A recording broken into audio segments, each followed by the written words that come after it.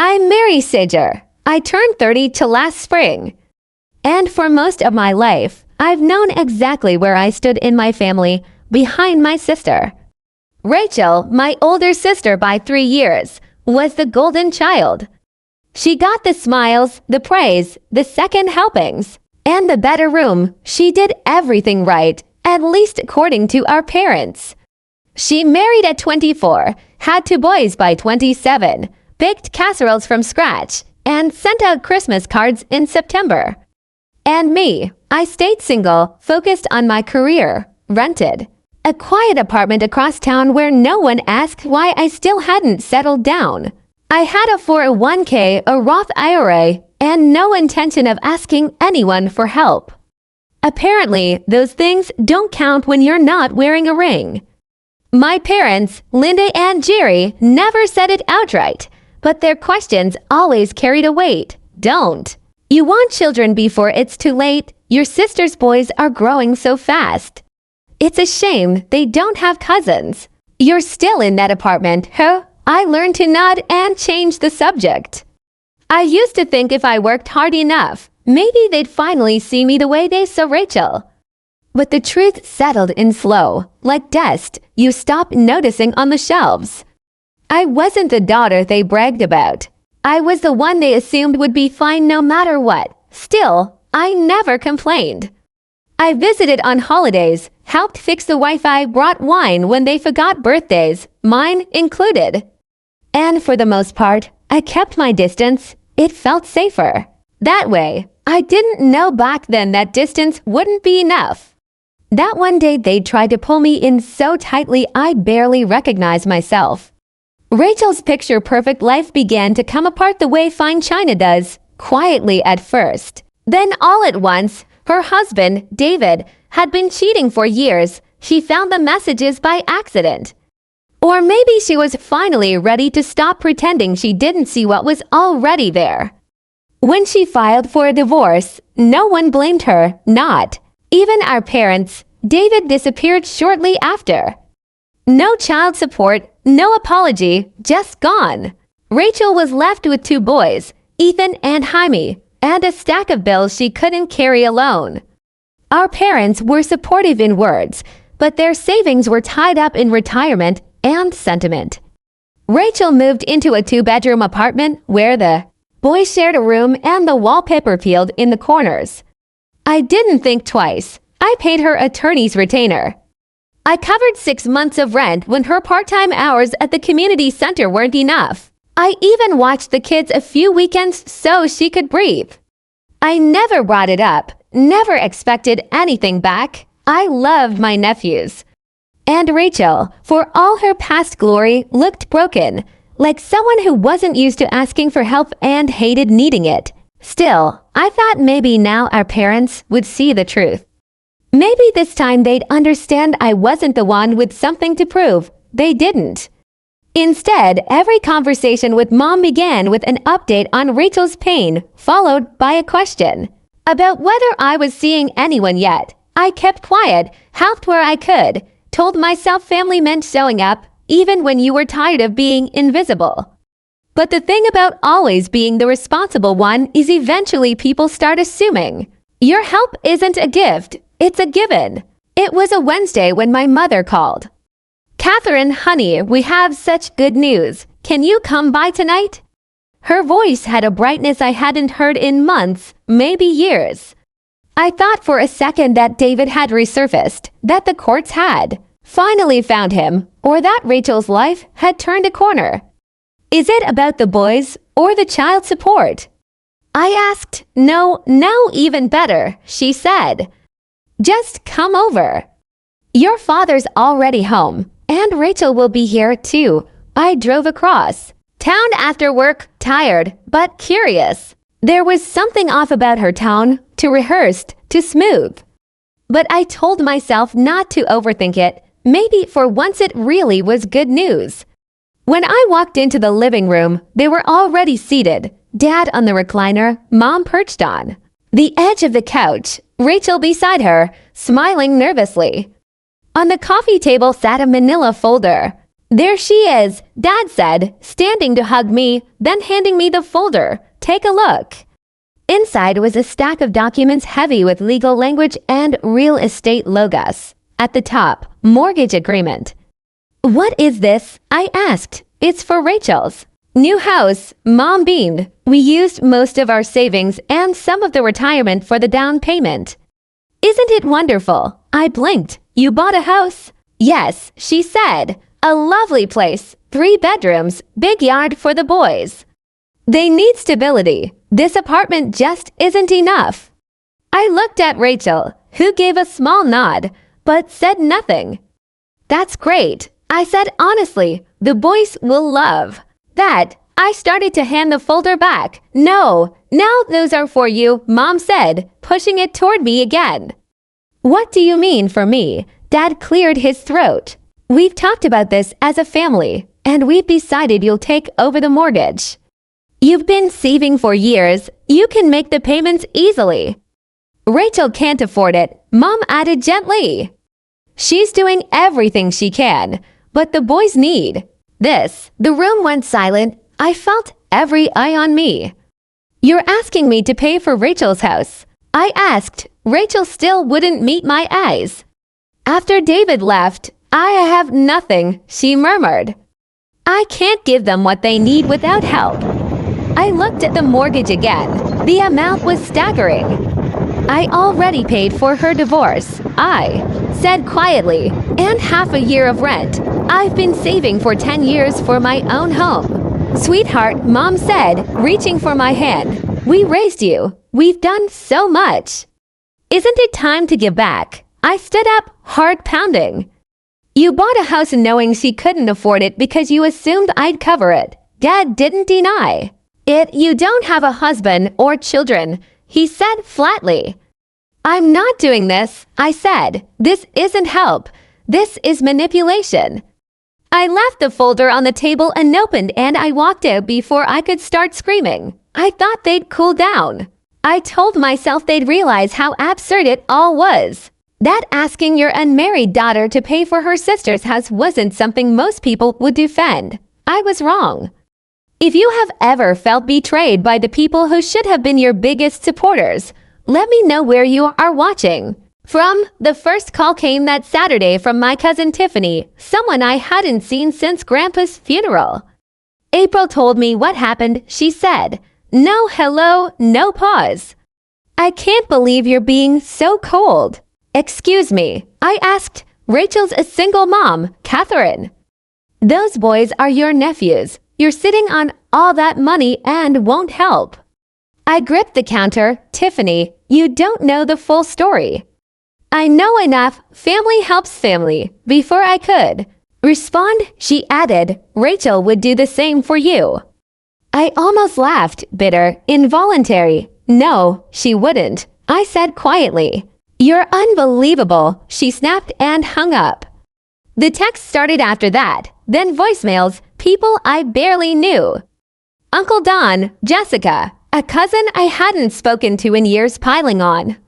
The messages blurred together. You're selfish. They raised you. She has children. You don't. What struck me most wasn't the anger.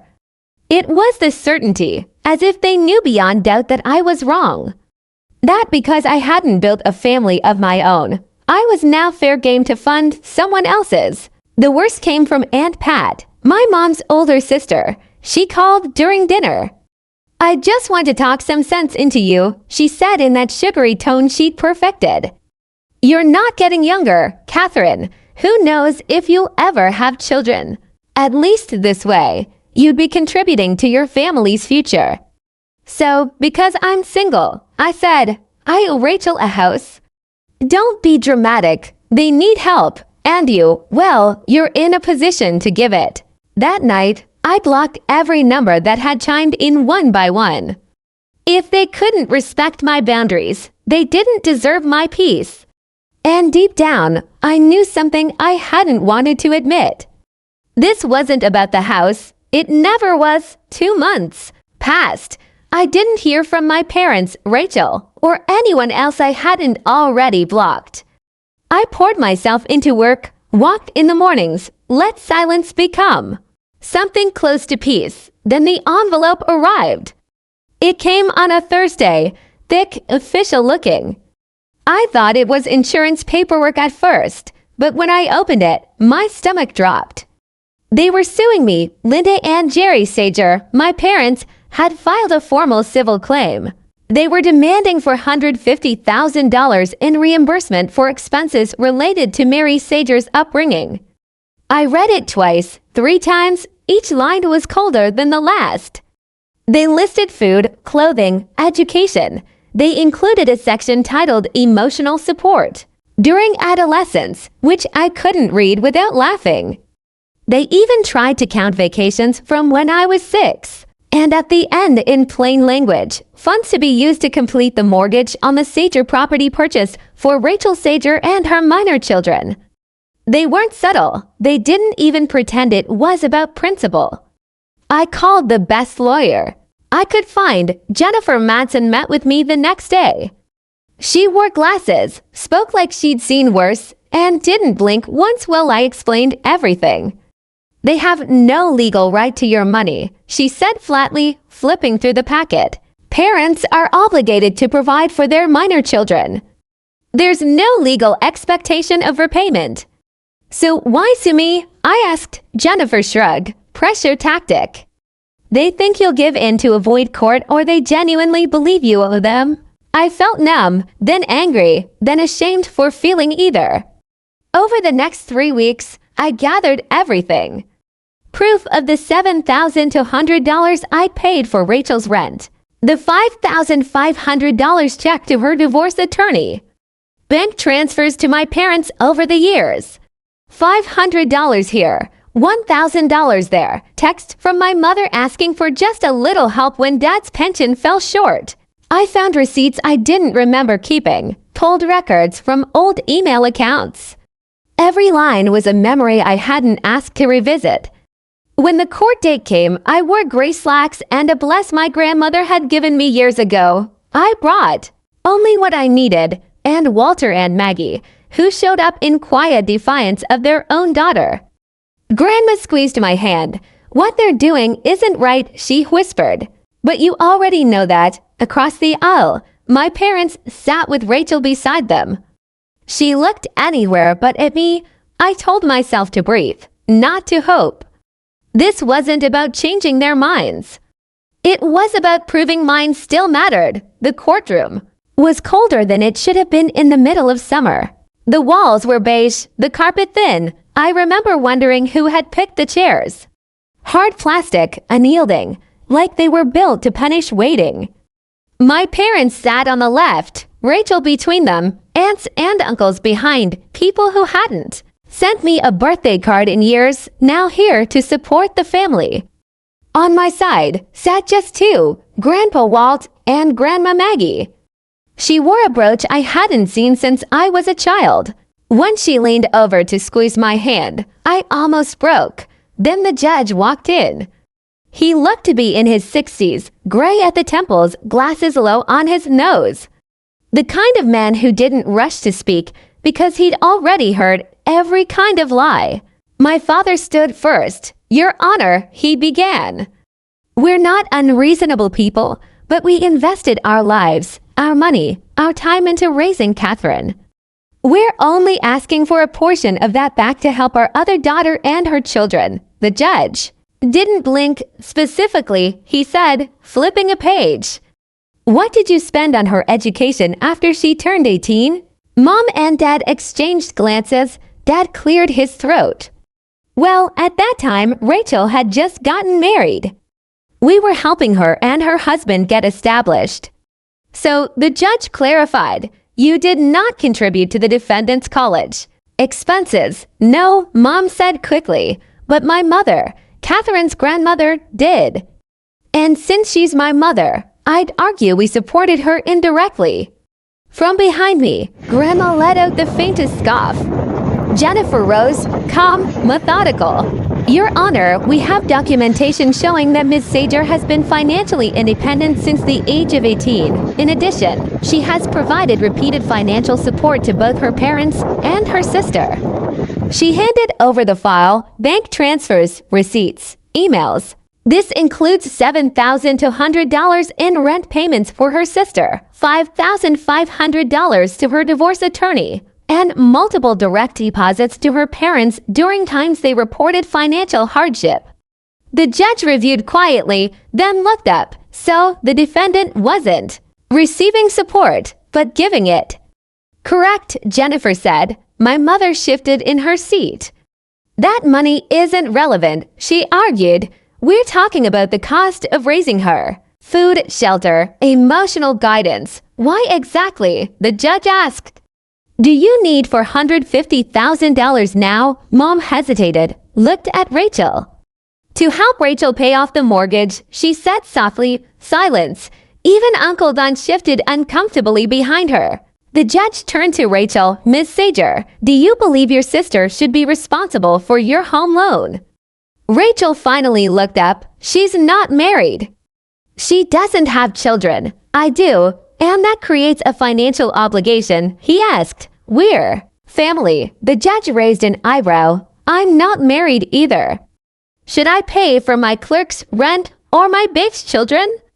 Rachel blinked, said nothing. The judge turned back to my parents. Did you financially support Catherine after she became an adult? We were helping Rachel, Dad repeated. So you prioritized one daughter over another.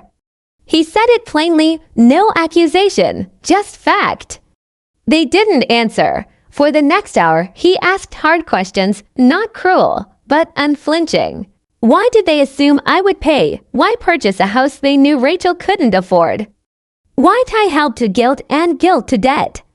They gave the kind of answers that collapse under their own weight. When we stepped outside, Grandma hugged me. First, you were steady, she said. That's more than I can say for anyone else in that room. I wasn't sure if I'd won. Not yet. But for the first time in a long while, I wasn't the one on trial. The verdict came 1 week later. The courtroom felt smaller the second time, maybe because I was finally breathing in it. The judge didn't waste words.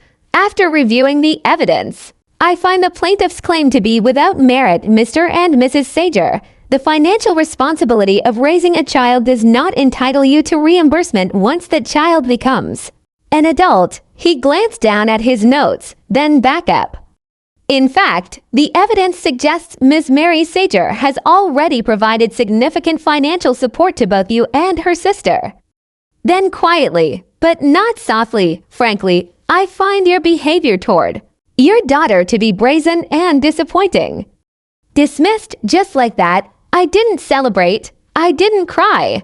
I just stood there while Jennifer smiled and Grandma squeezed my arm and Grandpa whispered, "You're free." I thought it was over. It wasn't. A week later, I got a call from Grandma. Your mother came by yesterday, she said, voice tired. She asked us to release her inheritance early. For what? I asked, though I already knew. To pay off Rachel's mortgage, she said. I sat down. What did you say? I told her, we haven't decided who gets what. That the will is ours to manage. Did she get angry? No, Grandma said. She cried. She begged us not to disinherit her. I didn't know what hurt more, that she asked or that she cried over. Money, not me. Months passed, quiet ones. I closed on a small house, nothing big but mine. I painted the kitchen yellow, planted tomatoes, adopted a gray cat that slept beside my laptop every night. Rachel rented out her house, moved back in with our parents. Mom babysat while Rachel worked. Somehow they made it work. I didn't call. I didn't write. Then almost a year after the trial, an email landed in my inbox. No subject line, just this. We heard you bought a house. Since you now have extra space, we think it would be best if Rachel and the boys moved in with you. It would be much more convenient for them there. Let us know when they can move in. Love, Mom and Dad. I read it twice. I didn't get angry. I just replied, I will not be hosting Rachel or the boys. If you contact me again with these kinds of demands, I will report the harassment to the police. Do not email me again. Then I hit send, blocked the email, and made tea. These days, my house smells like fresh basil and coffee. The cat, marble, gray, and solemn, sits on the windowsill most mornings, watching birds he'll never chase. I painted the kitchen yellow like I always said I would. And the tomatoes out back are finally coming in. It's quiet here. No voices raised. No questions I don't want to answer. Grandma and Grandpa visit often. They bring pie or old newspaper clippings. They think I like. Grandpa helps with the gutters. Grandma still reminds me to lock my windows at night even though I've got a security system. They don't talk about my parents unless I ask, and I rarely do. One Sunday, as we sat on the porch swing, Grandma said, "Your mother's still talking about you, still telling people you abandoned Rachel." I didn't answer. Your Aunt Pat told her to stop bringing it up at family gatherings. She said no one wants to hear it anymore. That part made me smile. I'm not naive. I know they still think I failed some unspoken test of loyalty, that I should have stepped up, even if it meant laying down everything I'd built. But I also know this. I sleep better now. Rachel, from what I hear, is still living at home, renting out the house to cover the mortgage. The boys are growing fast. I haven't seen them in over a year. Sometimes I wonder what they've been told. Sometimes I wonder if they'll ever reach out, but I don't wait for it. I'm dating someone, Mark, kind with a laugh that feels like space being made. He doesn't ask about my family, not yet, and I don't offer. Some ties don't need explaining. Some ties don't need mending. Every once in a while, I feel that ache of what could have been if they'd ever seen me as more than spare parts. If love hadn't come with fine print. But I don't regret saying no, not anymore. Because peace, I've learned, isn't given.